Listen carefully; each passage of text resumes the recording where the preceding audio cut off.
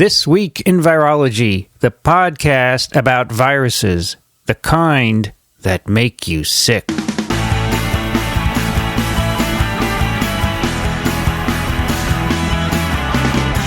This Week in Virology, episode 184, recorded on May 18th, 2012. Hi, everybody. I'm Vincent Racaniello, and this is TWiV, the podcast all about viruses. Joining me today from Western Massachusetts, Alan Dove. Good to be here. Hey, Alan, how are you? I'm all right. Nice day, isn't it? Yeah. 22 Celsius, 71 Fahrenheit, clear blue skies. Supposed to be a nice weekend, so pretty happy about that. Nice weekend. To cut the grass, right? Yes. I cut it right before going away this week. I was down in Atlanta, and now I come back, and the grass has already grown enough that it needs to be cut again. It should really be cut twice a week in this season. It's growing very quickly here anyway. Yeah, I usually get to it once a week. But yeah, I can't do it twice a week. But here it's 22 degrees and sunny. Beautiful day. Also joining us today, where the sun never sets, North Central Florida, Rich Condit. Howdy. Howdy, folks. You have listeners saying howdy now in their letters. Is that right? You do. You're starting a meme. Wow. The sun does set down there, I know, but, it's Margaritaville, right? Yeah. Or is that somewhere else? That's actually, I think of Margaritaville more like the Keys. Key West. Yeah, right. And where the sun West. very famously and elaborately sets. It does. Right. Beautiful. Yeah. They've got a sunsets. whole thing going on there. So what's your weather report down there, Rich? We're looking at 82 degrees Fahrenheit. That's 27.8 Celsius. Partly cloudy skies. That's mostly sunny, actually, depending on, is the glass half full or half empty. It's looking sunny to me. And it's beautiful. It's gorgeous. Sounds chilly, man. 82. Yeah, actually, it's a little cooler. The weekend is going to be highs in the upper 70s and lows in the mid to upper 60s. So that'll be actually just right. Break out the sweaters. Right. So, Alan, you were in Atlanta. Must have been hot there, right? Yeah, I guess it was. I was mostly sitting in a conference where it was air conditioned. But nice. What was I just going to say? Let's see. Florida. Oh, darn. There was something good to say. See, you're getting old. There's no doubt about that. I know what I was going to say. So, just before the show, our friend, my gosh, the fellow in Baltimore, what's his name? Is that Matt Friedman? Oh, my gosh. Matt Freeman sent us a link to a weather site, but we can't tell you what it is because that's right. It's not family friendly. But that's right. Some of you might know what it is.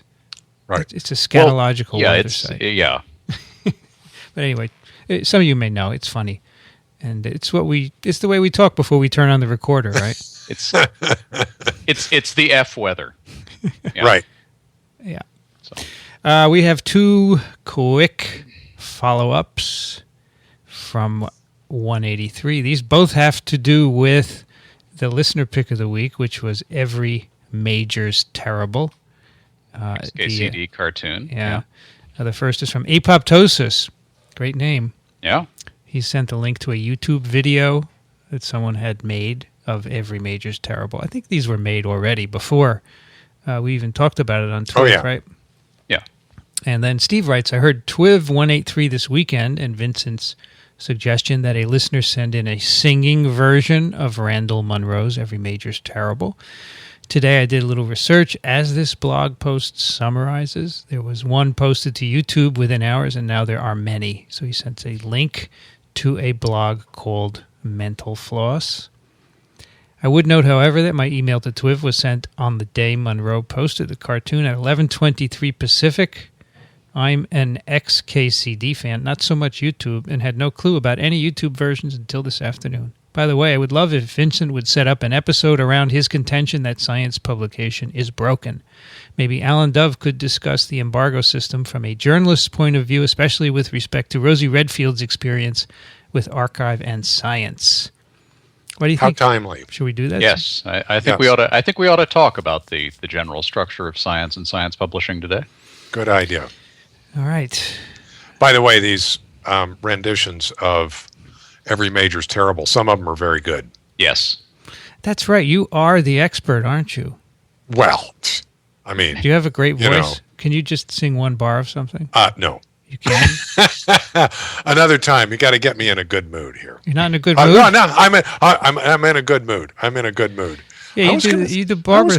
Yeah, that's right. Yeah, I sing for a hobby. Maybe you guys should record your version of. One of these days, I will break into song on TWiV. How about that? Okay. All right. Yes. I got it. It's got to, it has to kind of come over me. I got it. All right. All right. For today, we have two papers, which Rich had made a pick a couple of weeks ago. We decided it would take us so long to discuss them that we would make a show out of them. Yep. And these are two papers that appeared in the journal, Infection and Immunity, a journal of the ASM. And they are by Arturo Casadeval and Ferric Fang. Now, let me just take a little side note here. Ferric Fang gave a seminar here a couple of weeks ago. Terrific stuff. Why is he ferric and not ferrous? So it has to do with his oxidation state. There you go. Isn't that funny? He's got a name that could go to the oxidation state. Yes. And I've never understood that. In particular, iron, right, has like a gazillion oxidation states. It does. Yeah, and this is all about electrons, and they have always been mysterious to me. Anyway, they're both scientists. Arturo is editor-in-chief of MBio, and he's also at Albert Einstein College of Medicine, also a member of the NSABB. And Ferric Fang is a editor-in-chief of Infection and Immunity, and is also a scientist at University of Washington in Seattle. And should not be exposed to water, right? Yes. Hey, that's right. Ferric. I made jokes for weeks after his seminar. He's probably heard them all. Yes. Ferric. Do you think his mom named him Ferric? Or is that a nickname? That's a cool name, though. Anyway, the first paper is called Reforming Science, Methodological and Cultural Reforms. And the second is Reforming Science, Structural Reforms. And we're going to talk about these. We're going to go through each of them, right? And I think that it's worthwhile pointing out as introduction that there's a New York Times article that we can link that's in their science section, and this is from April 16th, 2012, titled "A Sharp Rise in Retractions Prompts Calls for Reforms." So, leading up to this, these two guys did a study of the number of papers that have been retracted with respect to time over the last, 20 years or so. And crucially, I think they kind of accounted for the drastic increase in the number of papers published. Yes.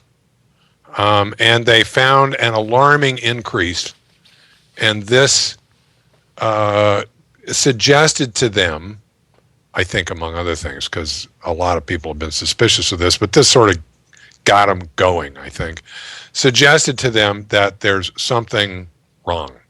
Right. We're seeing a lot of papers retracted, and that's not good. Right.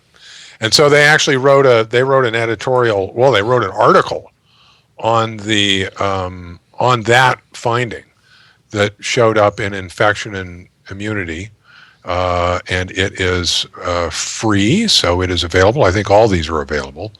And it's titled Retracted Science and the Retraction Index, where they go over their findings.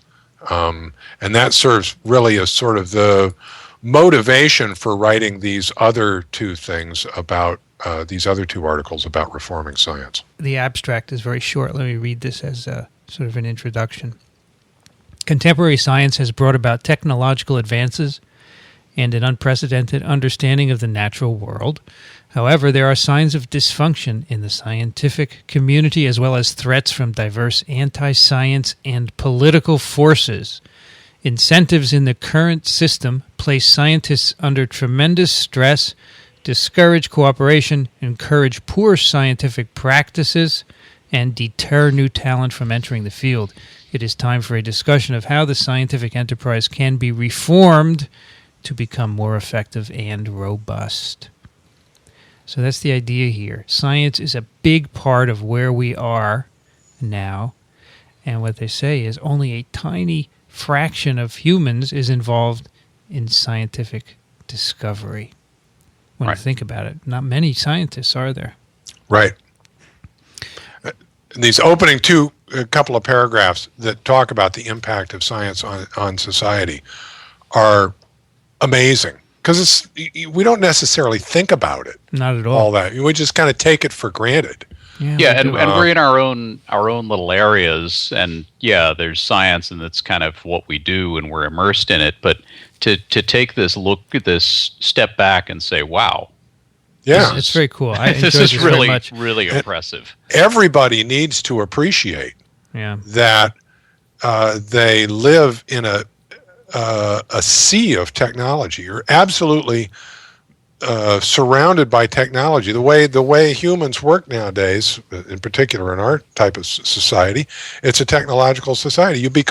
Somebody turns the power off, we got a big problem. Tell me about it. I was discussing this with someone. having unwillingly done that experiment. I was discussing this with someone, and I said, basically, science has made the world where it is now. Without it, we'd be nowhere. And someone said, no, it's business that makes the world. No. Some people actually think business makes the world go around, but it's not right. Business enables the progress of science to lead to as many results as we've gotten with it. It's certainly a critical enabling technology, but if you didn't have we had business for thousands of years. We've had business since we were trading fish heads or whatever on the beach. But that didn't get us to where we are today. What got us to where we are today is a much greater emphasis on science. They do point out here that there's a light side and a dark side to this, that science has created some problems as well. Sure. But the important thing is that both the problems that science has created and problems that arise by other means are likely to be best solved ultimately by more science. Right. And so we need to pay attention to this. So this is a really nice sentence here. Since eclipsing theology as a framework for understanding the natural world and freeing itself from philosophy as an intellectual discipline, science has reigned as the supreme arbiter for certain types of knowledge for almost 2 centuries. And I just never thought about that, to be honest, right? Yes, but what I really appreciate about this is they're very careful here. Notice they don't say that science is the supreme arbiter of knowledge. Right. They say certain types of knowledge. So they, by implication, acknowledge that science isn't everything, right? There's another side to life as well, but it is a dominant force. Yeah, science cannot give you conclusions of a moral or prescriptive nature. Right. That's not science's bailiwick. Right. But if you have a question of fact, that's the way to settle that is through science. And the reason it's become the way to do that is because we've discovered that it is the way to settle questions of fact. Of all other methods that have been tried, this is the one that gives the correct answer. So they say basically in this introductory section that science has been great, but it's finding itself increasingly besieged. There are external threats from anti-scientific attitudes, skepticism, and they say the global warming debate is one example, inadequate funding, increasing regulation, internal skepticism threats. Should have been put in quotes, by the way. Yeah. Because skepticism is a good thing, but people who, continue to deny evidence and under the flag of skepticism, that's a problem. I know. It's a big deal now, I know. Internal threats, dissatisfactions of scientists. We've complained a lot here on TWiV about how hard it is to get money. So they basically say it's time for a major renewal or reconstruction. Right. And they give examples of great reforms include Marius's revamping of the legion system that allowed the Roman Empire to survive. So I asked my son last night, hey, you know anything about this? I got a 30-minute lecture about what his name was Gaius Marius. I know nothing about this. And he made the army into a paid army, that not just a conscripted one, but he paid people and did all this stuff that worked. You have to ask Aiden, ask him. Anyway, so it's time. Oh, the cool one is Flexner's creation of the modern medical school curriculum. Yeah, Simon amazing. Flexner, yeah, who became he was the head of Rockefeller for a while. And he's the guy who thought he could cure polio by putting aluminum powder in your nose. So we had some good ideas. Yeah. So now it's time for reform. So I'm sorry, guys. We're not going to have any reform in science. Not anytime soon. You'll see at the end of this that we need it, but I just don't feel it happening. I don't see this getting the kind of traction it would need to change, because this is one of those things. Every now and then you find something in the world. This comes up if you dig around at computer operating systems, or if you're trying to fix something on a car, or whatever it is you dig into that's some complex system that's evolved over time. You'll find some feature that just, that wasn't the right way to do that. It would have been better to do it this other way, but it works well enough that nobody's ever going to rebuild the whole thing to change that one thing. Yeah, I think that's part of the problem. In science, despite all the problems we'll talk about, it works pretty well. Yeah, and yeah, exactly. We're gonna detail a whole bunch of problems, but the upshot of it is, maybe it's limping along, but it continues to limp along. Yeah. So one of the nice things about these papers is, and I think this is really important, they don't just gripe. They propose solutions. Yeah. Some of which, having said that this whole thing, revamping this whole thing probably isn't going to happen. I think there are some great ideas in here that could be pushed in those directions. And there are a couple of things that could be done that could immediately help. Yes. Okay. We'll get to that. They divide their proposed changes. And by the way, just anytime I practice this, anytime I've got a problem and I want to go somewhere and complain about it, I always go with the idea in mind that I've got proposed solutions and I'm willing to volunteer to help out to fix it. Yes. Okay. Don't complain unless you got ideas for fixing it and you're willing to do something. Right. So these guys are going to get themselves on a committee somewhere. So at any rate, so they divide this into two possible areas that need to be fixed. One, they say, is entirely within the scientific enterprise, and they call that methodological and cultural. Mm-hmm. And the others must engage societal and political processes. They call this structural. And they've got an article covering each of those two aspects. Right. So this one is the methodological and cultural. Mm-hmm. So the next section is called Problems with Contemporary Science. And I like this statement. A romantic ideal depicts scientists as intrepid and objective explorers in the relentless pursuit of truth. And that's how I viewed myself my whole career. Me too. I really do. Me too, and I still do. So I don't think it's an ideal. Maybe. What do you think, Alan? You're looking at us. It's okay. It's okay to have an ideal. All right. And I think it's fine to think of yourself in those terms. And how does anybody conceptualize their job? You've got to have some kind of rationale that you're doing this for some sort of greater good. I mean, unless you're just really punching the clock. Yeah. However, you and I, Vincent, were drawn to this at a time when the problems that exist now, if they existed at all, were not nearly as intense. Right. And it would be interesting to get the perspective of a newcomer. Matt Freeman? I was thinking of Matt, and there's Matt at Sinai. Matt Evans, yeah. Yeah.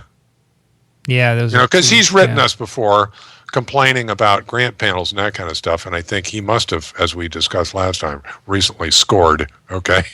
Yeah, sure. But it'd be interesting to get his feedback on these same issues. Matt, you listening?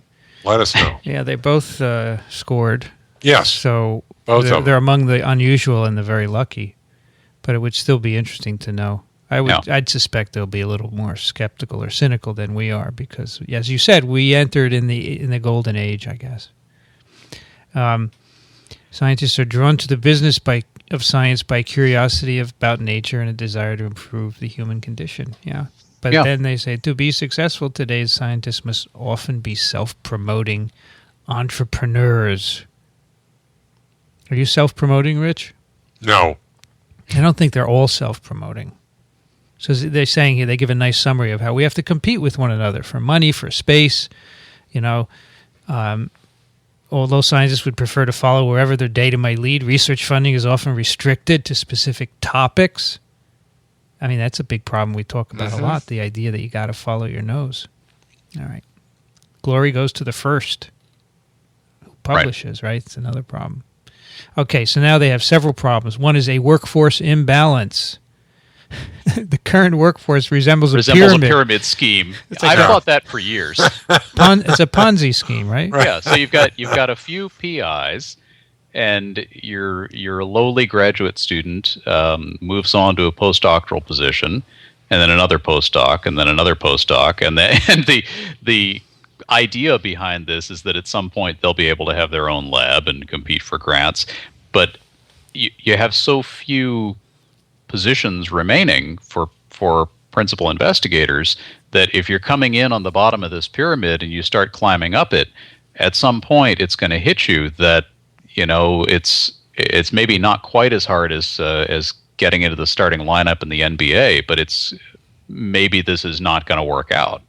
Yeah. This is another difference, I think, between then and now. I think, because from my perspective, when I was training, I did not consider a postdoc a job, right? That was just another step in the training.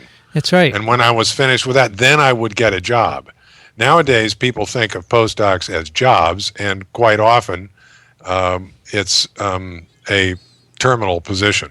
And and that's why they think of them as jobs, because it's no longer temporary.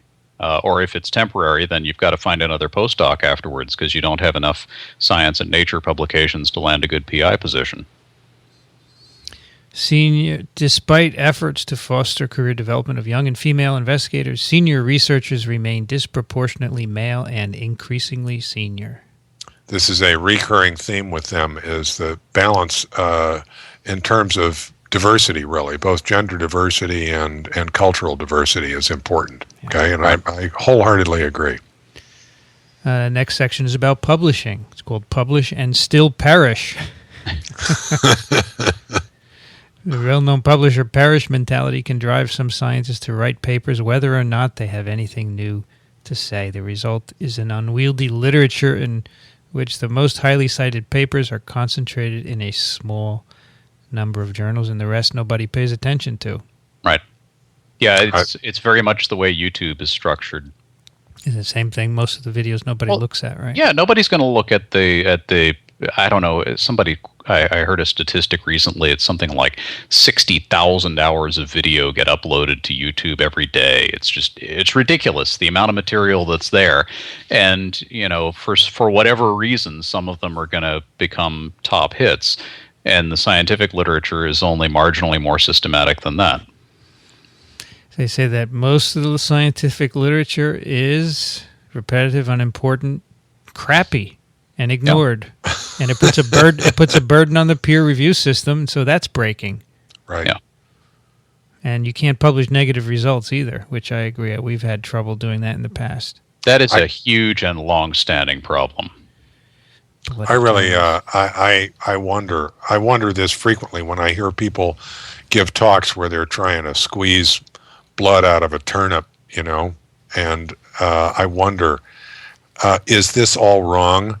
and how much of what is published is wrong. I'll bet you there's a tremendous amount of stuff that's just not right because of the pressure to publish. A twofold increase in the apparent phosphorylation of this signaling molecule, and I better publish that, and it just may not be right. And the bias against negative results, people have been talking about this for a number of years. Nobody's done anything about it. People have tried, but it's really kind of a corrosive problem, especially if you think about biomedical research. You've got studies where human volunteers have been enrolled, and they've done some kind of a clinical test, and it doesn't produce a result that they were looking for. And so those results never see the light of day. On the other hand, if somebody wants to look at the same phenomenon years later, they're going to go and recruit more volunteers to do the same study, which is a complete waste of the risk you're exposing these people to. I mean, that's an extreme example, but this happens. This stuff gets buried in a file drawer. Yeah. And then, of course, when you have students or postdocs who do work, it may not be particularly compelling. They want to publish it. Sure. So that becomes part of this huge ignored literature. But they have to publish, otherwise they won't get any kind of a job. Yeah, right? And this is one of the problems that they will address going forward, is that the currency of the realm is publications. Yes. Right? And it's competitive now. So. All right, the next section is called Survival of the Fittest. And they're saying a struggle for existence produces competition, aggression, reciprocity, altruism, cooperation, and sometimes cheating. Mm-hmm. And we can see these in scientists today. Yeah. People keep information to themselves. They don't want to be scooped. Yeah, the entire shape of research is distorted as researchers scramble to conform their work to targeted funding opportunities. This is something we see at NIH. They make announcements. We would like proposals in this area. And so let's change our work so we can fit it to that. I really disagree with that. Yeah, I had this wonderful conversation with a colleague of mine shortly after the RCEs were established. These were research centers for excellence focusing on bioterrorism in response to the September 11 attacks. And this really bothered me, because it's another example of dangling big bucks out in front of people and them scrambling to come up with some sort of project that fit into this rubric so that they could get some of that money. And I was complaining about this to my colleague, and she said to me sarcastically, "You mean to say that you think the question should come first and then the money?" Yep. Yeah. And that's one of those features that harkens back to what I was saying. It's something you would do it differently, but because of the practicalities of the rest of the system, this is kind of the reality. What are publicly elected officials going to fund? They're going to fund what the public cares about and what the public's afraid of. And so we've got money for cancer research, we've got money for biodefense, we've got money for these specific areas that people really care about, meaning the general public really cares about. Those may not be the interesting questions to pursue, and those may not be the questions that are actually going to get us solutions to those problems. Yeah, so that comes up a bit later in this paper. Yeah, it's not as if there should be no targeted research. It serves a purpose, but not at the expense of people pursuing their just raw curiosity. Yeah, there should be some untargeted research. A lot. Yeah. The next section is called "The Winner Take All." Them is got gets. Yes. To paraphrase it. The Matthew effect. Yeah. Right. After the Gospel of Matthew, for whosoever hath, to him shall be given. Yeah, wonderful. Them is got gets. I like this part. Recipients of Nobel Prizes live longer than those who are only nominated. Yeah. So they're talking about revise my will. Competition, the priority rule. It has been argued that the priority rule in science is beneficial to society. That The priority rule is that whoever publishes first gets the credit. Yeah. Yeah. What else here? Anything The else? Nobel Prize statistic, by the way, I didn't delve into that paper, but it could actually be sort of a reversal of causality. Yeah. Those who live longer are more likely to finally win a prize. Yeah, right? I think they were doing that. And in fact, the Nobel Prizes are usually a kind of a retirement award. The winner-take-all system has dangers, including likelihood of cheating, and that's where, in part, fraud comes from. The priority rule is the next one. That means... I'm sorry, I missed that. Sorry. Right, the priority rule is... Were we talking about that? They mentioned it in the previous... okay, fine, I got confused. Yeah, that's... Whoever does it first gets the credit. Yeah, right. Oh, actually, the credit and its rewards go to the first individual or group who announced discovery, irrespective of the number of scientists who have contributed to the solution of the problem, right? So you're standing on someone's shoulders. Right. Right? That's what Newton said, right? A lot of people have set the stage for what you do, but you get the credit when you identify Sark. Yeah. Or something like that. And there is a good point about kind of the evolution of this. In a system that began without prizes, salaries, or grant applications, priority may have been the only source of prestige among a small number of colleagues. Because if you look back at the roots of science, a scientist in the 18th century would have had some wealthy patron and would have been doing experiments with Leyden jars or what have you. And so the prestige in the field was to be the first to discover something. It wasn't to win the grant. Right. So they're saying the priority rule is what is part of what's screwing up science. You get citation bias, secrecy, appropriation of others' ideas, and they cite Watson's unauthorized inspection of Rosalind Franklin's X-ray data. Dispute over priority in the discovery of HIV. So they say, well, let's reconsider the priority rule and whether it's the best reward system. I don't know how you can change it, though. This is a lot of this stuff is going to be hard to change. In the next section, in this section, it's called Science as a Team Sport. Credit is disproportionately awarded to PIs for what is truly the product of teamwork. Yeah, it's true. The PI has a big group.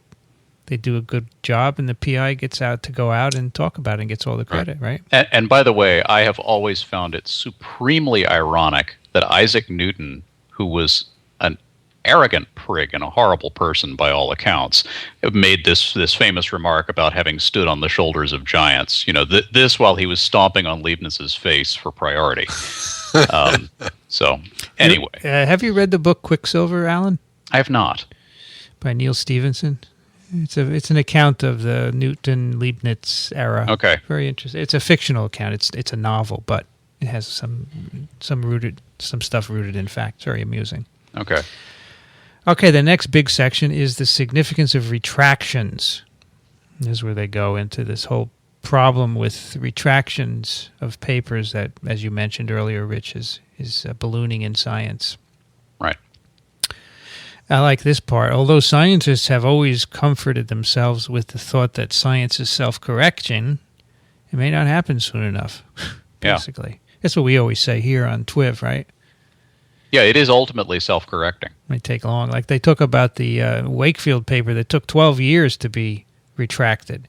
And right, and the damage still hasn't been undone. Yeah. The longer it's out there, the more damage, right? Right. Yeah, global warming, medicine are particularly dangerous because they undermine confidence in scientifically grounded policy recommendations. Bad science is bad for society. So, the interesting statistic in their retraction thing is that there's a direct correlation between the number of retractions and the impact factor of the journal. Yeah. Now, there could be some weirdness going on there.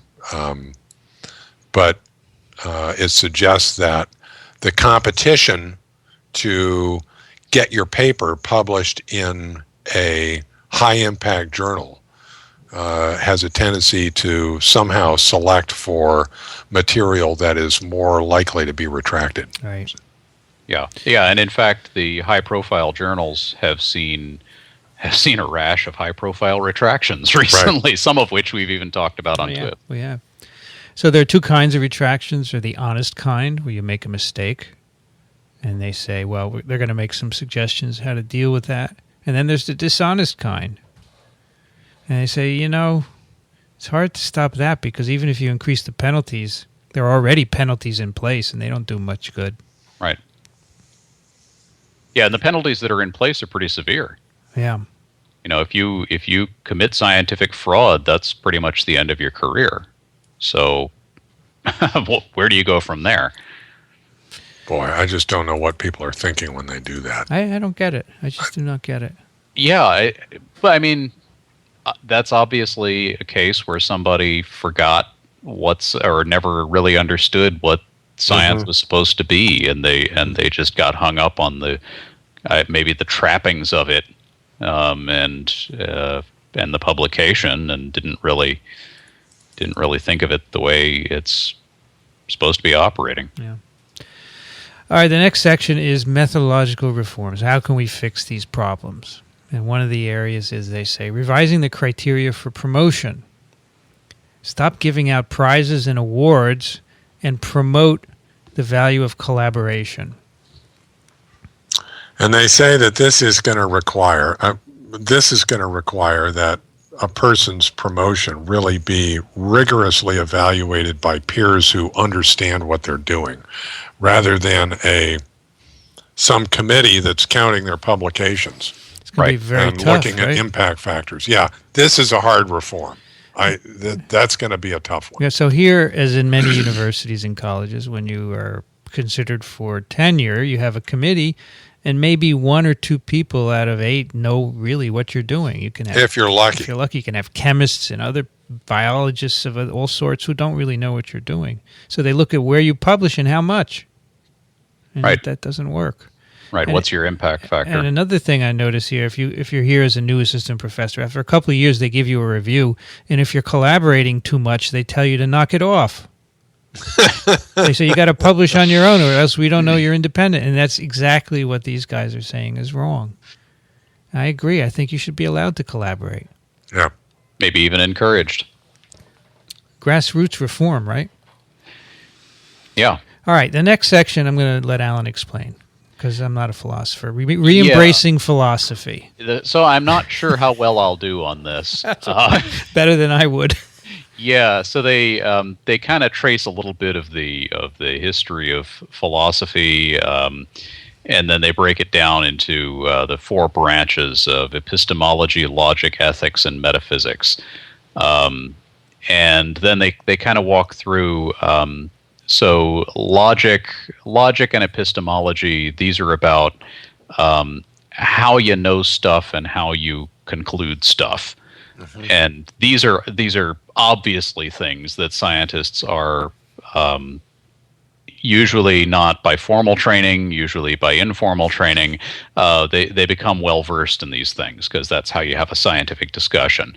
But as this paper points out, people still make common errors that a logician would look at and say, well, you're making a positive inference from negative data. Mm. And that's an error of logic. It's not an error necessarily in your data. It's just you're reading it wrong. So they, then things like metaphysics. This is the study of reality. What is real, and how do we know that it's real?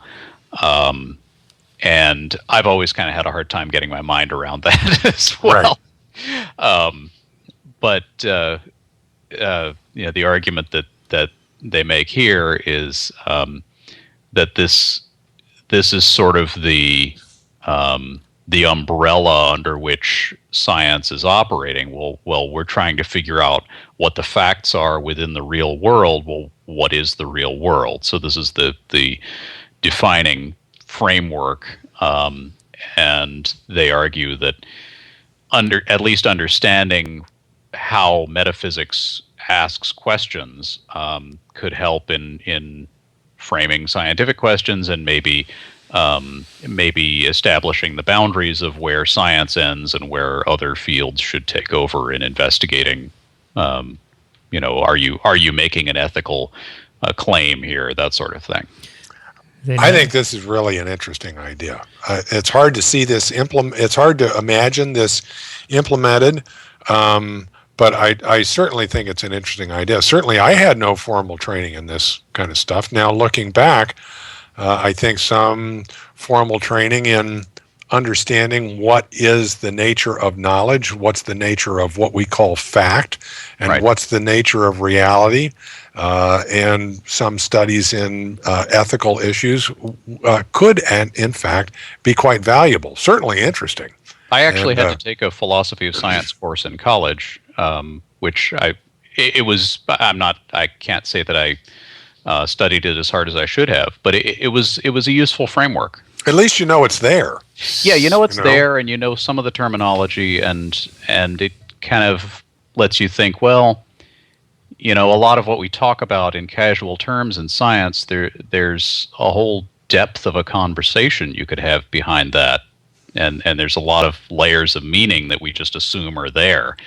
And when somebody comes at the argument from some other angle, you may be able to see where they're coming from. It is worth pointing out that nowadays, anybody who receives training funded by the NIH at either the graduate or postdoc level has to complete some sort of ethics course designed specifically for science, ethics in science, okay? And I don't know how well this is pulled off. They do it reasonably well here and take it reasonably seriously, but at least that, once again, is more than nothing. But more could be done. Yeah, that's I would consider that a really minimal requirement, and it's a patchwork. It varies dramatically from institution to institution. Yes. I mean, this is going to require at least one course during graduate years. It has to be really well done. Otherwise, you can imagine the students are going to complain.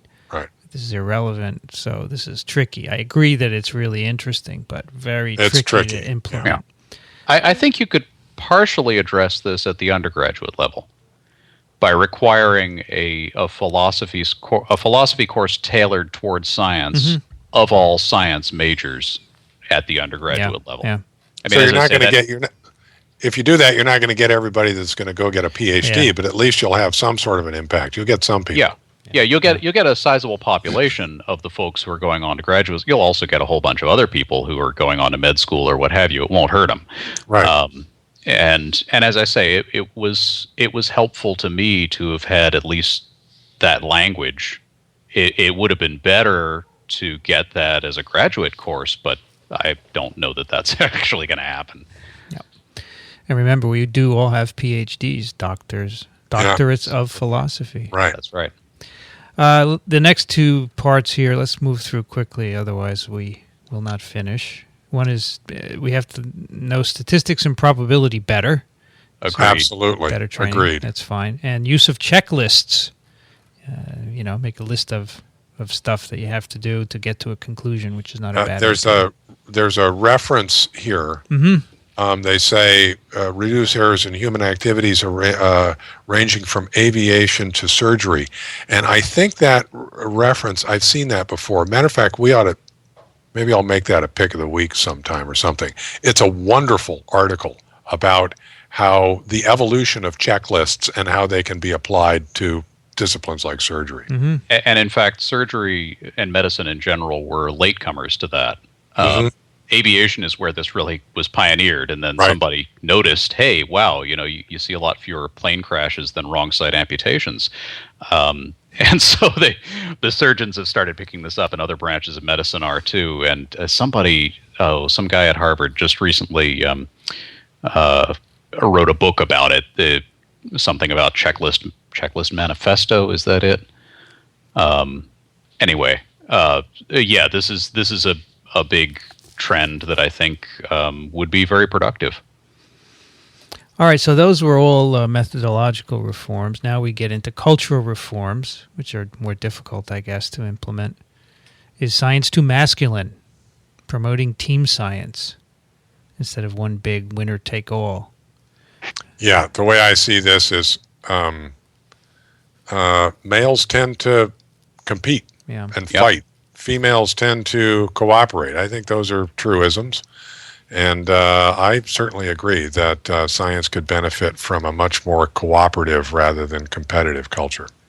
Yeah. So they're saying to have a different reward system to promote team science rather than individual science.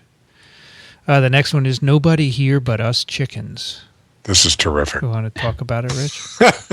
You seem they talk about an observation by evolutionary biologist David Sloan Wilson, who recounted an attempt to improve productivity of egg-laying hens by Purdue researcher William Muir. And basically, he tried to select the most productive, improve the productivity of egg-laying hens. He did it in two different ways. One was to take individual hens from each group and breed a next generation with those, trying to get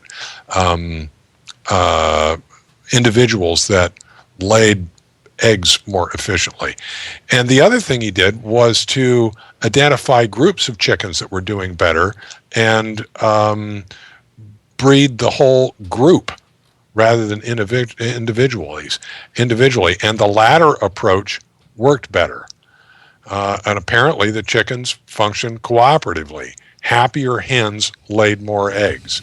And productivity plummeted when the star performers were grouped together, and all but 3 hens in this group were dead by the end of the experiment. This is great. After a lecture describing these results, a professor in the audience exclaimed, "That describes my department. I have names for those 3 chickens." Yes. So it's an interesting experiment to demonstrate that cooperativity, in fact, is a healthier and more productive way of increasing some sorts of production. Some sorts of production than competition. And that's basically it, I think. The rest is sort of a summary. They say basically we call for a cultural change in which scientists rediscover what drew them to science in the first place.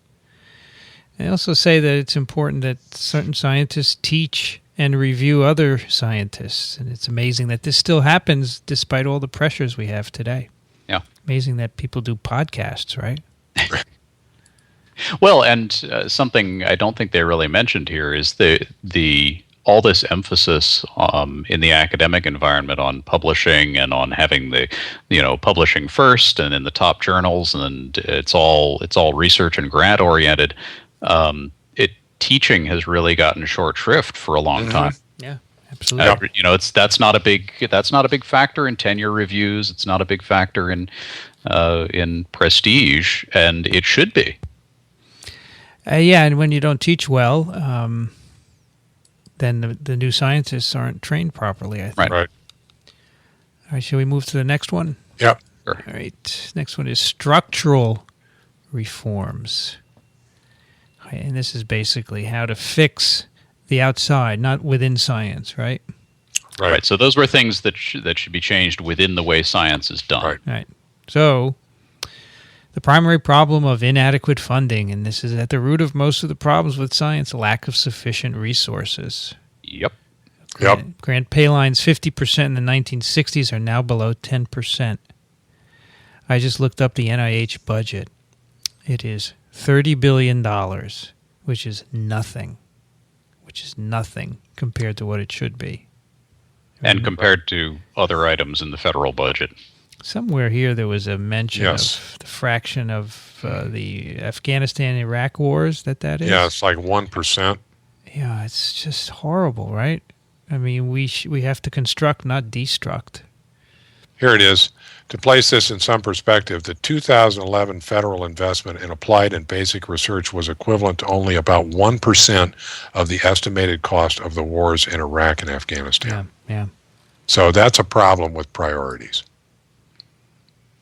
One of the issues here is where to get the money from. And they say something that I find very interesting. It may be tempting to demand an increased contribution of resources from researchers' institutions, but this is unlikely to be successful because they're already having problems. This is something I always say. If institutions would just pay half of our salaries, that would free up a lot of money for research.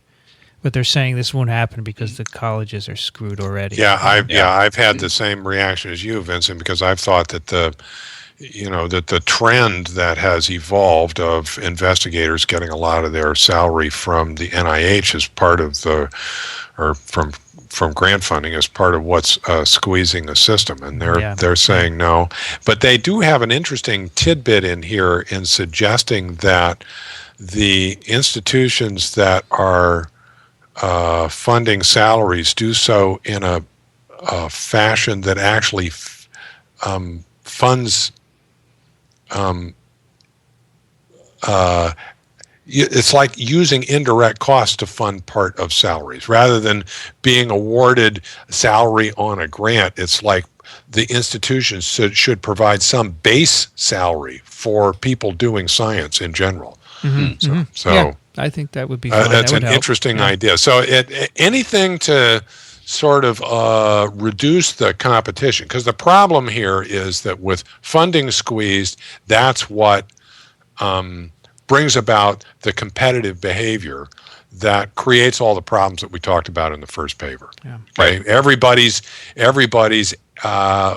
trying to stay alive by getting money, and that creates this competitive behavior that's so destructive. And if there were more money, it immediately alleviates a lot of the pressure. And just to clear up a misconception a lot of people have about science funding, there's this belief that, well, we spend money on this, we spend money on that, why should we spend more money on science? But I think I said before on TWiV, we don't spend money on science. We invest money in science. Right. And the return on it has been better than any other investment ever. Mm-hmm. Right. So this is not money that you're spending and not seeing again. This is money that you're going to get back many, many, many times over because you already have. This goes back to the very beginning of this discussion about the role that science plays in society nowadays. Just look around you. All of the things that we enjoy technologically, well, not all of them, but much of that ultimately derives from government-funded basic research. You would not have the Facebook IPO that everybody's talking about today if you didn't have DARPA coming up and tinkering around with some weird networking technology 40 years ago. Right. Yep. The next section is called An Increasing Emphasis on Targeted Research Funding, and this is an eye-opener. So investigator-initiated NIH projects, they're called R01s, are going down. These have declined by 15% since 1997-98, while targeted grants have doubled. From these data, we infer a worrisome trend in which a major funding agency is increasingly directing what scientists should work on. And that is just wrong, because they say history has repeatedly shown that serendipity plays an important role in progress, like penicillin, Teflon, Viagra, and PCR. But there's a lot of political pressure because people don't understand the value of fundamental science. There's a lot of political pressure to target the money towards specific projects, just as we've already discussed with things like the RCEs. Right. And ultimately, it sounds like a good idea, and I understand it, but ultimately it's destructive. And they make the argument that even these targeted models that are often touted, like the Manhattan Project and the War on AIDS, they argue that these worked because of all the previous work that went before them. Mm-hmm. Right. And if you didn't do those, if you just went in and say, let's build a bomb or make an antiviral for AIDS, you probably wouldn't have gotten it so quickly. If you didn't have Albert Einstein working on this bizarre, arcane problem of special relativity, you don't get to the nuclear bomb. And you can't predict from the starting point that you're going to get to that particular ending point. Now that particular one, you can argue whether that was a good thing or a bad thing. But the War on AIDS example that they give is excellent. The only reason that we were able to develop treatments for this disease so incredibly rapidly, and yes, it was incredibly rapid, was because there had been decades of work on retroviruses before that, back when retroviruses were just this bizarre thing that never hurt anybody. Yeah. And conversely, they say no effective AIDS vaccine has yet been developed, possibly because the immunology is not sufficiently well understood. Right. Yeah. So their concluding sentence here is good. Hence, the success of targeted research may be a function of how much basic science is known about a problem. Precisely. Next problem, leaky pipelines. Women receive half of all doctoral degrees, but they make up only 17% of tenured science faculty in the U.S. That's because they are unwilling to sacrifice everything outside of their careers for professional achievement. That's what they say here. And that's the leaky pipeline. They're leaving it. Also leaky for underrepresented minorities. Yep. Absolutely. Enormous systematic loss of talent and diversity. Absolutely. And that's hard to fix. Well, Yep. that, I think, gets back to the cultural Yeah. and methodological reforms. Right. If you have this winner-take-all system, one product of that, besides being a kind of a stereotypically male behavior, but a byproduct of that is that in order to succeed in a system like that, you have to put yourself into it 100%. And, Yeah, right. if you want to have kids, well, tough. Yeah, it's got to be balanced. You got to remove that competition that leads to that craziness, right? You have to Right. make it more evened out. The next one is increasing administrative burden. And we can all complain about this. The longer grant applications, the administrative parts. You want to do an animal experiment, you've got to write pages and pages and pages of justification. As Casadeval said at the New York Academy conference in January, I have to write a 100-page protocol to do a mouse experiment, but I can go to Home Depot and buy a mouse trap without any problem. Right. And they make a similar comment in here, and then parenthetically add, we hope the solution won't be to increase the regulatory requirements for exterminators. That's right. Of course not. They probably have a good lobby. Yeah. The next one is grant peer review. Reviewers can identify the top 20 to 30% of grant applications, but identifying the top 10% is impossible. And that's really Right. it. And that's where we are now. Right. And Rich and I are doing this right now. We know it's, and they're always telling us, help us to distinguish among these top 10%, but you can't. No, they're all good. Really good. Right. They're all good. It comes down to just random stuff that doesn't have anything to do with the grant, and that's why people get pissed off. My grant didn't get funded, and it's really good. And that, by the way, is mirrored and maybe even more severe at the publication stage. Right. Right. I can tell you from direct experience that there are conversations in the offices of the top journals, and they've got research editors who get these papers and they look at them and they've got to decide, well, of these hundreds of papers that we've received, okay, I can take off the bottom third. That's just dross. And then I've got the top 2/3 and I can kind of prioritize those. And then I'm left with more papers than we could publish in 10 years that we received this month. How do we pick which of these? And at some point, I heard one editor comment, it's a little like running an art gallery. You're just kind of looking at them and saying, yeah, well, this one seems a little more appealing than that one. Yeah. It's I can't tell you subjective why. So, that's why you may be an archive site where you just put all the papers up works, right? You don't have these high-end journals and that's part of the competition. You want to get in Cell and Nature, take all that away and make an archive site where you put your papers and let the system decide which ones float to the top. As a contractor who often works for those journals, that would be personally a little painful to me, but I would endorse a system like that where scientists are putting their results. You'd have to have some kind of review system in place, but it could occur post-publication. Well, apparently the physicists just put them on the archive, and then when you're up for tenure, they download your papers, and the committee, full of people who understand your work, read them and decide if they're any good and you deserve tenure.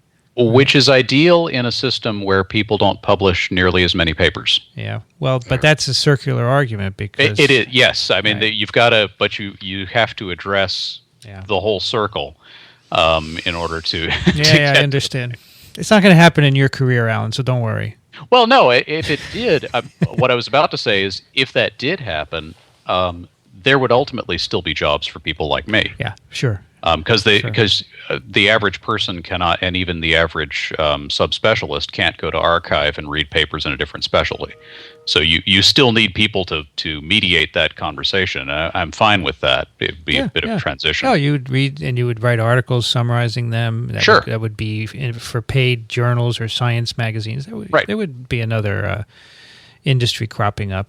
Yeah, there's a market. There's a market for explaining science. Yeah. But it may not involve the traditional model. Yeah. All right. The next section is called structural reforms. The first part is time for a renewed investment in science, and this is where the 1% of the war number that Rich mentioned came before. We need more money. Scientific innovation is a valuable national resource that should not be squandered. And as a percentage of GDP, we've been on a continuous decline in our investment in science. Yeah, it's crazy. And relative, also, we've discussed this before on TWiV, where our expenditure on science as a fraction of the GDP is less than many other countries in the world. So we're threatened with losing our edge here. Right. Now, look, this is not a matter of preserving Rich's job and my job. If you put 10 times, 100 times more money into research, you're going to create tons of new jobs. Right. Yep. All right. Not just scientists, but support people, technicians, the whole gamut, industries that support labs. This is just a fabulous investment. Right. And that's in the short term. In the long term, you're going to create entirely new industries. Right. So, this is interesting. They say until increased resources are available, a diversion of more funding to untargeted funding mechanisms, such as investigator-initiated R01s, could help sustain the scientific enterprise during the present period of resource scarcity. So it's not like there's no money out there. Too much of it is targeted. Okay, there's a lot of rebudgeting that could be done to boost the investigator-initiated fundamental research. Yeah, but I still think we need to go from 30 billion to 100 billion. Yeah, for sure. That's nothing for us. It's nothing. Right? It's nothing. It's plenty of money out there. Next one is balancing and renewing the scientific workforce. More scientists we need, basically, not fewer. Right. And there's an interesting National Academy publication. It's called Rising Above the Gathering Storm. And they talk about expanding the pipeline for scientists, engineers, and mathematicians. I guess that's part of the STEM initiative too, Alan, right? Yeah, there's this, and they even cite this National Math and Science Initiative. And they point out, very importantly, this is bipartisan. Yes. The previous administration started this, and the current administration is continuing it. And even in Congress, which is notorious for disagreeing about the color of the sky, there's bipartisan support for educating more scientists. Everybody agrees that we need more scientists. There's just not the not the money to actually make that sustainable. Right. You got to follow through so that the scientists you train have jobs. Right. It's nice to get up at the podium and say, hey, I'm for science. But where the rubber meets the road is, are you for investing in science? Right. And they also say that it's great to have more scientists, but if they're all depressed and unhappy, people aren't going to go into science. Right. So you got to take care of that. Less than 1.1% of the world's population are scientists. On this slender thread hangs society's future. Boy, that's dramatic, right? It's dramatic, but it's true. Yeah. I agree. Recognizing the critical importance of basic research. We've talked about that already a little bit. Yeah.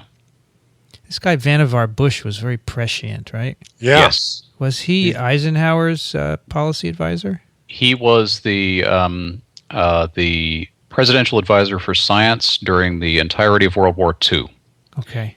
And if you are ever curious about how we got our current, well, how we got the modern world, really, but where science came from post World War II, and if you look at the history of science, there's an inflection point right at World War II, and after that we get an entirely different class of research going on in the world, and it's because of American research during and after World War II, all of which came from the efforts of this guy, Vannevar Bush. Wow.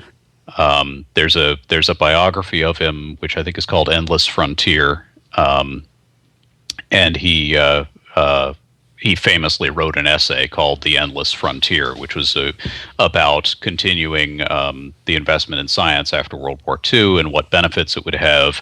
And so it was he was FDR's advisor, and then after the war, Eisenhower really took this to heart, put the investment into science, and that's how we get American dominance in the 20th century, really.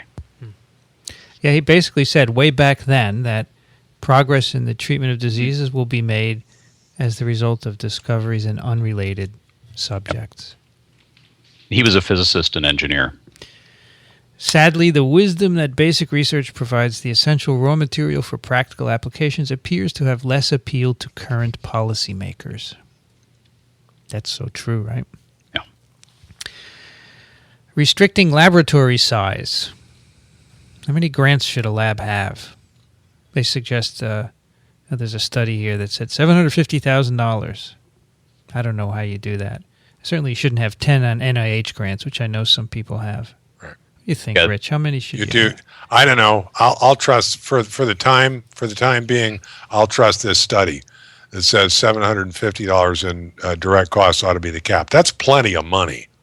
Yeah, because this study that's a slug of money, and I know from my own personal experience that the more money you have, the larger a percentage of it is wasted. Sure. Yeah. Okay. Absolutely. And this study, I guess they found productivity beyond that is you'd be better off giving the money beyond that to another lab. Right, and you're not only talking about the amount of dollars, but the number of people. Well, I guess they're proportional. If you have less money, you're going to have fewer people. Yeah, I think this is actually a really good idea. It's been debated a lot, though. Yeah, it has. And, of course, the people who are really kind of in charge of science are running enormous laboratories, many of them. Yeah. So they're at the top of the heap, and they have absolutely no interest in shrinking their operations. And they're going to say, well, this doesn't apply to me. I'm getting $5 million in grant money and doing great things with it. But I think this is the kind of reform that might actually be something that could be put through. It's like it reminds me of Obama famously saying "spread the wealth." He got clobbered for that, but that's effectively what's being said here. Well, it's not only spread the wealth, but it's just this accumulation of money in individual laboratories is not necessarily productive. Yeah, and you want part of the idea of these investigator-initiated grants is the more investigators you have initiating grants, the better off you're going to be. Because if you want, if you want lightning to strike, you put a lot of sticks up.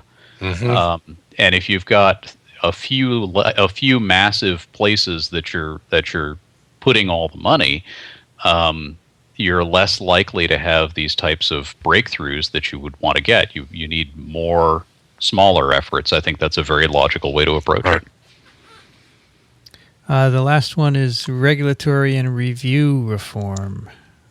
Make the administrative parts of your grants shorter, reporting requirements shorter, and fix peer review of grants, too.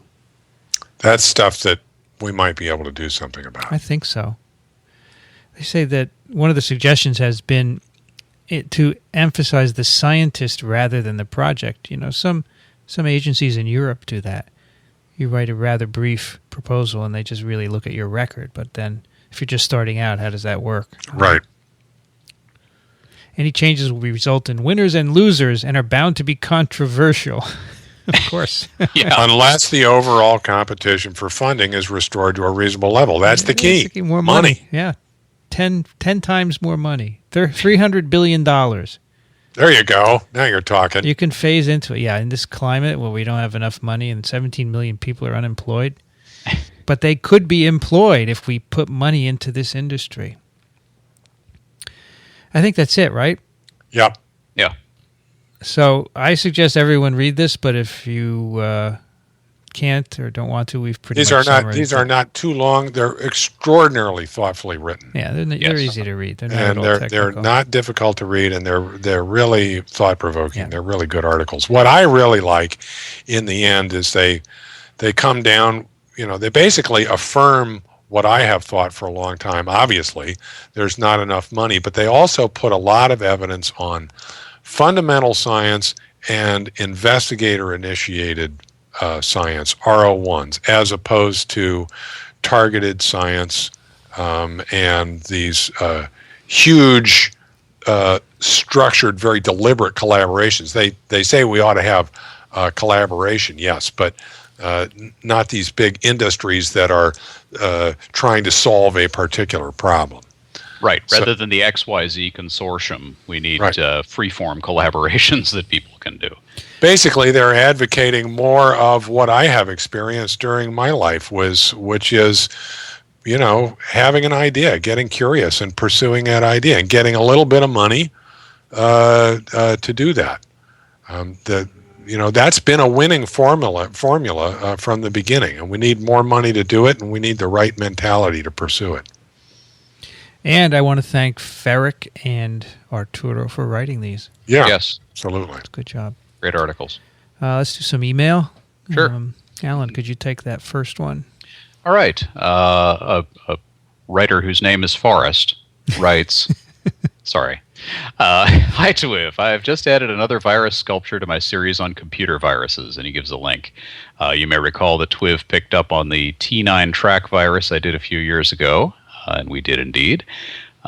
This most recent sculpture is based on the adenovirus and is called AdenoCD virus, the seventh sculpture in the series. It's being exhibited at the Artomatic 2012 show in Crystal City, just over the river from Washington, D.C. This show will open Friday, May 18th, so today. Yeah. Cool. And it'll run through June 23rd. Hope your listeners can stop by. There's at least one other artist there who's been generating excellent art with a virology theme, Michelle Banks, and he gives a link to the Etsy shop for Michelle Banks. So, this is incredible. I had to look through this up. This is neat. This adenovirus is going to be our art for this show. It should be. Yes. Yeah. This guy, what a project. This guy started some time ago with the idea. I mean, he says he's an economist by profession and a sculptor in his spare time. He has plenty of energy. Yeah. And he started with the idea that I'm going to make sculptures with the remnants of 30 computers. So these are all made out of spare computer parts. Yeah, yeah. And this adenovirus is it's covered in CD-ROMs and other parts. So the other one we featured on TWiV 40 was his bacteriophage that he made out of computer parts. So I guess a T9 track is some computer part. Yeah. Right? And this is made of CD. It's just beautiful. Thanks, Forrest, for emailing. Look all through his site. Take some time and look at it. I would really like to go see this show. I have to see if I can get to Washington before it closes. That would be cool. And I think Crystal City's right on the metro. It is. Actually, I will be in D.C. in June 6th. There you go. I'm going to go. Excellent. Well, I'm glad you picked up that we had that on our show, Forrest. Yeah. I didn't know you were watching. Okay. Rich, can you do the next one, please? So is this Raihan or Raihan? Raihan? I think it's Raihan. Raihan writes, "Hello, Twivians. I came across this article about influenza B prevalence in 2010.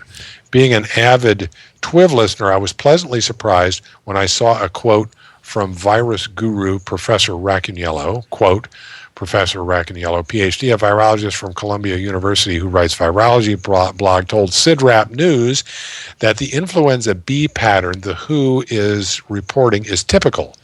He said the two main lineages, B. victoria and B. Lee-like, have been co-circulating for 25 years with changing patterns of prevalence and geographic distribution, end quote. I was a little perturbed by the misnaming of one of the currently circulating influenza B lineages. I would like to point out that the two main lineages are B. victoria-like and B. Yamagata-like, not B. Lee-like. B. Lee was the first ever flu B virus isolated in 1940, and ever since the early 80s, influenza B viruses fall in either the Yamagata or Victoria lineages. B. Lee would fall as an outlier when compared to currently circulating strains. I love this. Sorry if I'm being too pedantic. I learned that from TWiV. Keep up the excellent work. Well put. Yeah, I did. I screwed up. Ryan, I did my PhD thesis on B. Lee, so I probably had it on the mind, but I clearly misspoke because he's right. And by the way, this meeting I was just at this week. Most of the major flu vaccine manufacturers are now hoping to roll out quadrivalent vaccines for the 2013 flu season or shortly thereafter. So it's going to have H1N1 2009, H3N2, a B strain, and what's the fourth? Another B strain. Two B strains, okay. So the idea is that because both B lineages are circulating, put both B lineages into the vaccine. Yeah. And of course, they don't know what the other components will be until the 2013 season. Yeah. But the idea is you'd shift those around as needed and then have two B lineages instead of the current, which just has one B lineage. The next one is from Josh, and this is a rather old email. Josh has emailed us more recently. We've read his email, but I just wanted to put this into the record. Dear TWiV doctors, first a correction from my last email. I should have said Dr. Osterholm and not Mr. Osterholm. Apologies to Dr. Osterholm. And then he basically talks about the NSABB versus the WHO recommendation on H5N1. He goes through the membership of NSABB, and he goes down to Dr. Lynn Enquist, a voting member. Maybe he could come on TWiV and talk about it. And, of course, we've had Dr. Imperiali on, so that takes care of that. Dr. Ken Burns from Florida, Gainesville. It's a member. Too bad we don't know anyone from Gainesville who might be able to get him on TWiV. Actually, I talked to Ken recently about this, and basically he reiterated what what Mike said in terms of the reversal or changing of the decision. He basically said the same stuff. Yeah. I'm not saying that anyone on the list is a bad person, but there seems to be a lot of non-virologists. Scientists are mostly from the biosafety community, meaning that most of them have previous experience with biosafety/biodefense committee service, such as Dr. Relman from Stanford, who's done a lot of this. There's nothing wrong with that in principle. I'm concerned the NSABB is full of scientists who are professional worriers and that they might have a form of collective interns disease. I sort of agree with that in a way. Well, one of the things that Mike pointed out was if you contrast the NSABB with the WHO panel, is that the NSABB, it is charged with considering bioterrorism and dual-use issues, and so they have more exposure to that kind of stuff, whereas the WHO panel was really dominated by people who were pure scientists. So that's going to influence how things come out, for sure. And also, as Mike, I mean, from his story of how he ended up on the NSABB, it's kind of a self-selecting group. You're going to end up on a committee like that if you've expressed an interest in this sort of thing in the first place. And so, there's going to be certain folks gravitating to it. But I think ultimately for me, what was most telling is Mike Imperiali pointing out that the NSABB was not convened with this type of purpose in mind in the first place, and they just had these papers thrown in their lap and were told, "Hey, do something with them," and they. So you don't think they're going to ask me to join the NSABB then? Not anytime soon. Not now. I think so. Okay. I think you have effectively handed in your notice on that. Okay. To the process, Dr. Fauci summed up the WHO meeting. This way he puts a link to this, and he says, it was clear that the consensus of the group was that given the clear and present danger of an evolving virus out there in the real world and the need to address this clear and present danger by research that helps to understand how viruses adapt themselves and go from one species to another, that outweighs the hypothetical risk of a bioterrorist, which is exactly the point raised by me some episodes back. In other words, a meeting in Geneva with virology lab directors flew in, produced a result that was achieved weeks earlier by 3 virologists and a parasitologist talking about the issue on TWiV. However, this point was not raised during the ASM Biodefense Netcast. Dr. Osterholm merely says that all sides of the issue of publishing info were discussed. Well, how do we know they were discussed? The proceedings of NSABB are not open for scrutiny. In the video, Dr. Osterholm clearly says that the process is closed and the process cannot be discussed.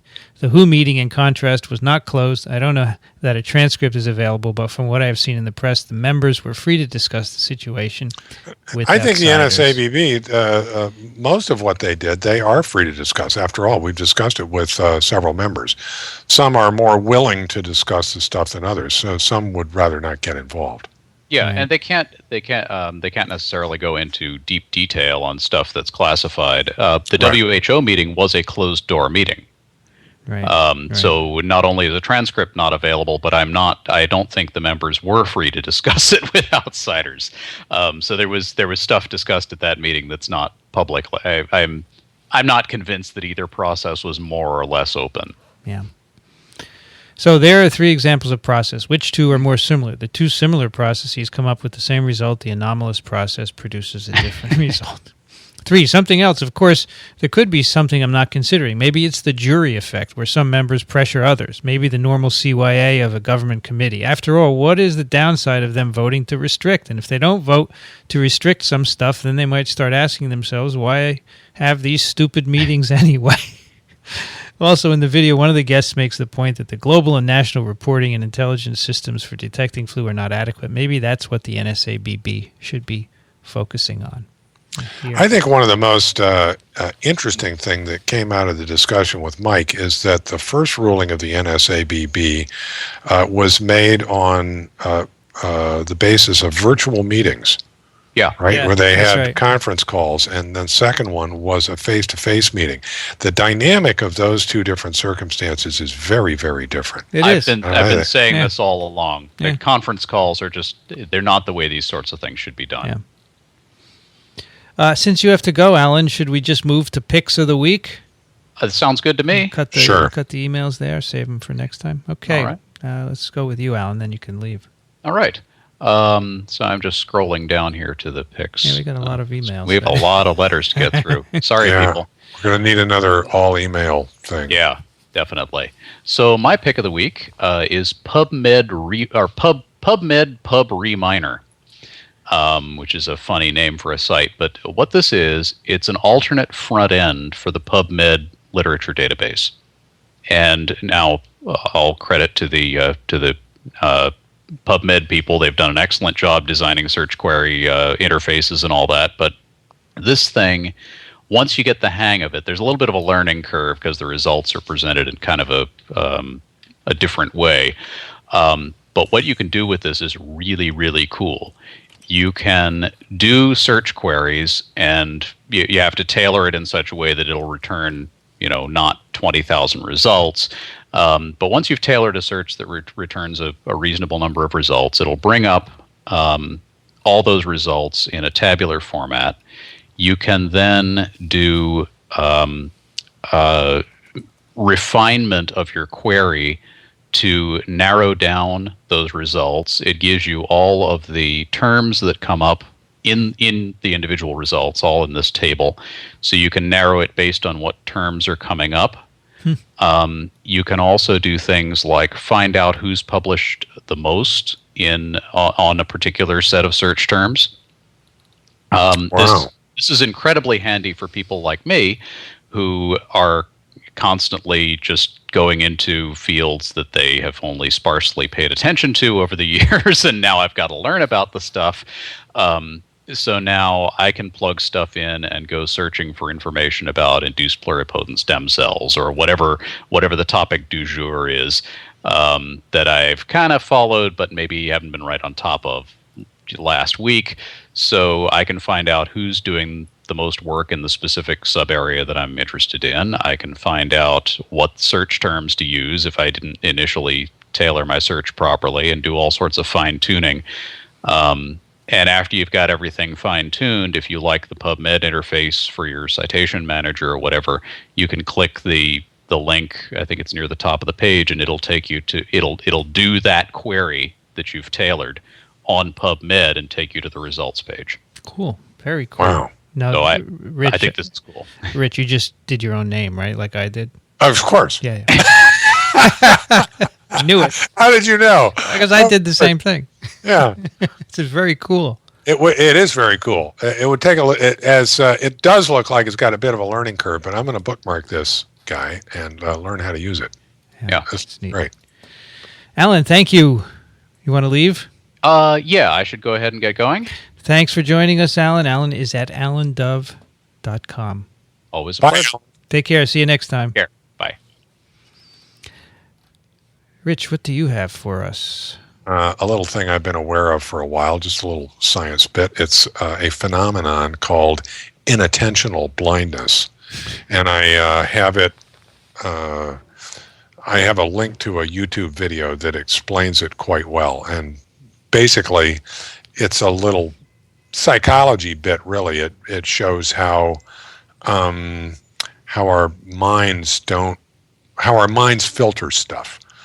And so when we're focusing on something, there can be something else going on right in front of our eyes, and we ignore it completely. And it's really a fascinating phenomenon. So I won't say anything more. You just got to look at the video. It's too bad we can't do the experiment on everybody, because I've already given away the result. But look at the video and you'll see what it looks like, and it's really an eye opener. It shows how restricted our attention really is. I know exactly what it's talking about. Yeah. Sometimes it's right in front of your face and you don't realize it, right?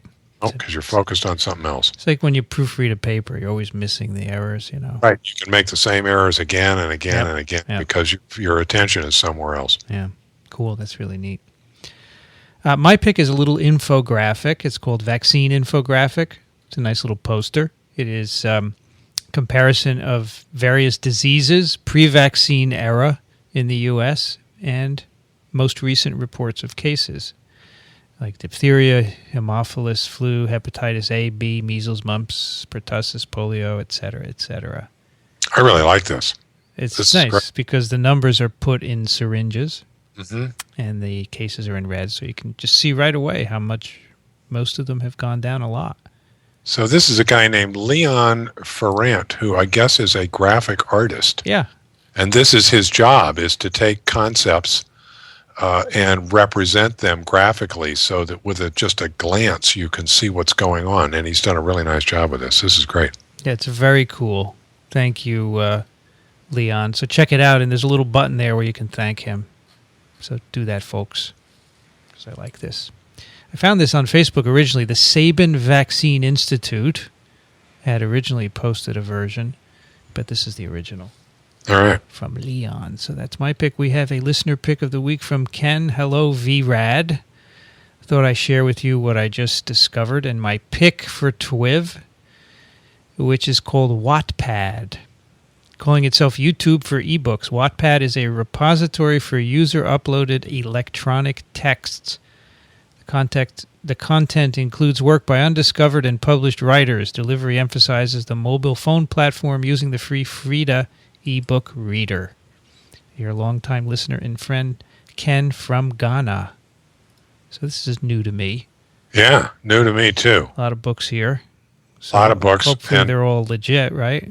A lot of books with, when it says number of reads, I wonder if people actually, that many people actually read the book. I think they just probably downloaded it, right? Probably downloaded it. Yeah, so 37 At any rate, million. interesting site.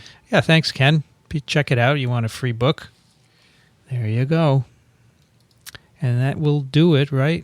I think there's nothing left. Yeah, No, we're done. Everything. We're done. You can go Well, sailing. except we got a whole stack of email left. Yeah, Yes, we'll make our next one together. We'll do an all email. How's that? Great. Good idea. And then we have to do a Virology 101 because someone sent an email that said, what, are they dead? And I don't want that to happen. Yeah, we need to do that. Actually, that will be perfect to do an all email, the next one we do, because I will be on my way back from a little break, and so I don't have to cram for that. Yeah. Okay, that would be good. I'll write it in as soon as we're done. You can find TWiV at iTunes, at the Zune Marketplace, and TWiV.tv. And you can get our app, which will let you stream the episodes to your iPhone or Android device at microbeworld.org/app. If you do like it and you're new to TWiV, leave a little comment or star it over on iTunes. Helps us to stay prominent over there. And, of course, send your questions and comments to TWiV at twiv.tv. Rich Condit is at the University of Florida, Gainesville. Thank you, Rich. You're quite welcome. Always a good time. I like those papers. I think that was good. I hope people like that. Yeah. Something different, all of science, not just viruses, right? Well, we have a lot of discussion about this general topic. It's nice to have papers that address it very eloquently and to devote a show to it and to have the papers available for people to look at. Yep. I am Vincent Racaniello. You can find me at virology.ws. Professor Condit, do us the honor.